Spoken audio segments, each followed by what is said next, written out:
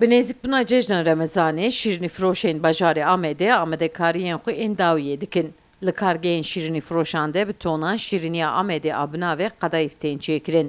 Hosteyên qedayîfê li ser her dezgehekî wekî moza dixebitin. Hin xebatkar qîfa wî amade dikin, hin xebatkar guz û fistik pê dipêçin, hin xebatkar dikelînin, hin xebatkar jî şerbeça wî lê dikin. Di rojên qedexeyê de jî welatiyên bajarê Amedê ji bo cejna Remezanê daxwaza şêraniya qedayîfa bi Sînya didin. Hosteyên şîriniya qedayîfê amaje pê dikin ku şîriniya qedayîfê ji Ermeniyan hîn bûne. Lê bi sed salayê êdin bûye çanda Amediya û Kurda. Her sal bi nêzik bûna cejna Remezanê jî daxwaza welatiyan ji bo şîrinî zêde dibe. Di rojê de bi sedan sînê qedayîf tên çêkirin û tên firotin.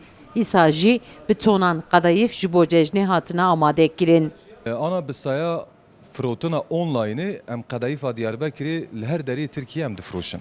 Yani ana kî bixwaze li kî derê Tirkiye û Bakurê Kurdistanê û Başûrê Kurdistanê bixwaze siparîşa xwe dide li ser online'ê em qedayîfa wî li gorê pakêta rê em çê dikin em dişînin.